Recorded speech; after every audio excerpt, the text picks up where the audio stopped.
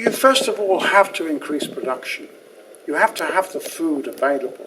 So you've got to increase production, but that's only the first step in what needs to be done. And that increase in production has to happen at all levels. It has to happen on big farms, on small holdings under 4 hectares or under 2 hectares. It also has to happen, if you can, for farmers who only have half a hectare or a quarter of a hectare. It's possible to increase production there. The Chinese have done that, for example.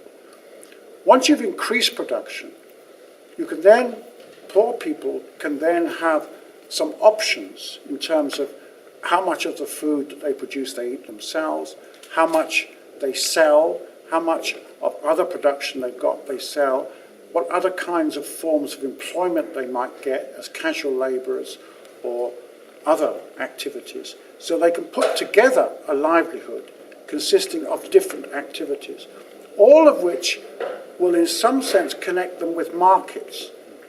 Because one has to also remember that small farmers are actually part of the private sector.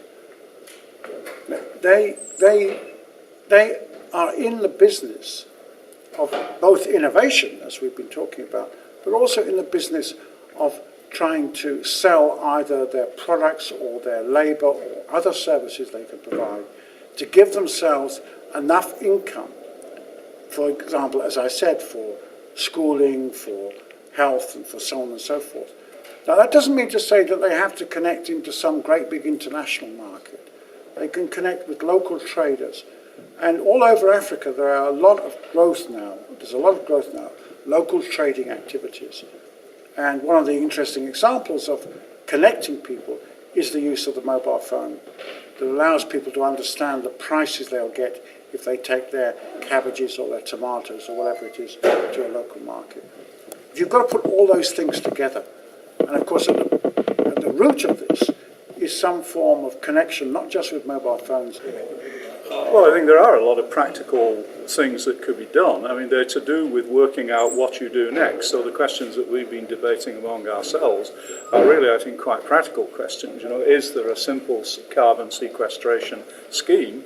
Well, the answer is we don't quite know, but there's 4 or 5 ways of doing it, and maybe the way to find out what works is to set it into some kind of experimental framework with real live people in real-time experiments and see which of them, you know, does the big government-to-government subsidy scheme work better than something that works through local banks or whatever it might be, and get some hard information about where the possible successes are. So we need more of that kind of turning the essential insights that we've got into the way the process works into actual funded schemes on the ground. And we've all been talking about possibilities in this area, but we just now need to get something behind those possibilities. The other important thing that Gordon mentioned was there is no silver bullet. There's no one technique that's universally applicable. There's a many of things, and I think we have to find out what works on the local site-specific condition. But if I may ask just one quick question. Mary Tiffany wrote this book for Machaco's, Kenya, More People, Less Erosion, which is contrary to what normally thought was more people causing more problems on the land.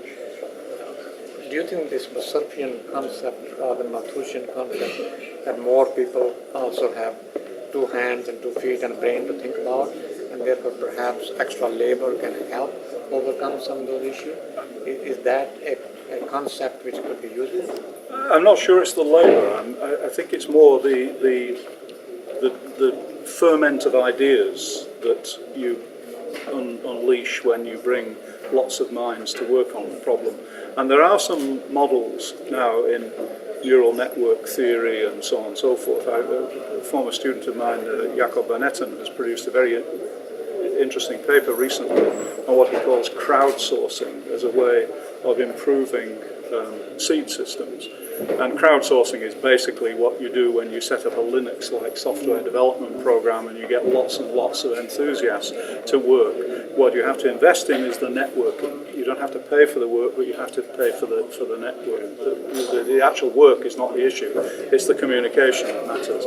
Now, the sort of system that I was talking about for rice in West Africa is a kind of crowdsourcing innovation system. And what we now need is some investment in modern communication technologies to facilitate those sorts of processes.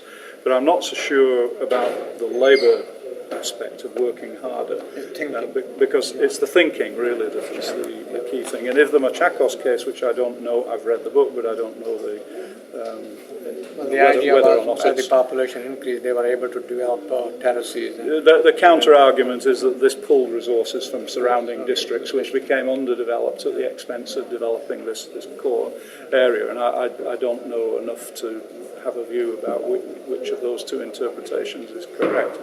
But what I'm suggesting is that it may not have been the working harder to improve the situation, it may have been the thinking harder, which was the really important aspect.